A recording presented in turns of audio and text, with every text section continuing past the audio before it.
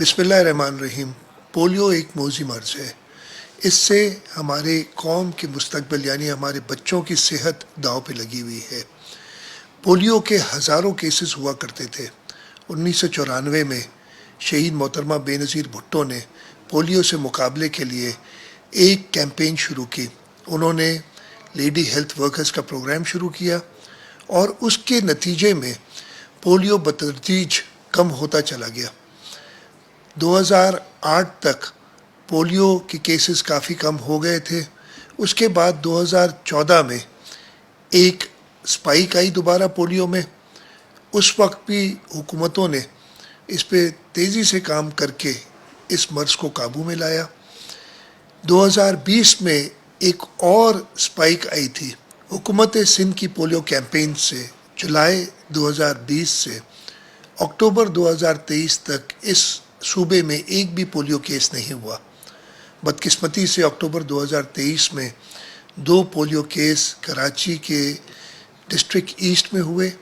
اس کے علاوہ 11 environmental samples positive ہوئے۔ حکومت سندھ نے ایک بار پھر کمر کس لی ہے کہ ہم اپنے صوبے سے اور اس ملک سے پولیو کا خاتمہ کریں۔ آج یعنی 29 اپریل 2024 سے لے کے 5 مئی 2024 تک پولیو کے خلاف کیمپین شروع ہوئی ہے۔ اس کیمپین کا افتتاح میں نے خود کیا ہے۔ اس کیمپین میں ہم 80 لاکھ بچوں کو پولیو کے قطرے پلانے جائیں گے۔ ان 80 لاکھ بچے 24 اضلاع میں ہیں۔ اس کام کے لیے ہمارے 62,000 front line polio workers field میں نکلے ہوئے ہیں۔ میں والدین سے یہ درخواست کرتا ہوں کہ اپنے بچوں کا مستقبل سنوارنے کے لیے یہ 2 قطرے پولیو کے انہیں ضرور پلائیں۔ میں اس کے ساتھ ساتھ علماء اکرام، ہمارے جو سول سوسائٹی کے لوگ ہیں، ان سے بھی درخواست کرتا ہوں کہ وہ لوگوں سے اپیل کریں کہ وہ پولیو کے قطرے سب کو پلائیں۔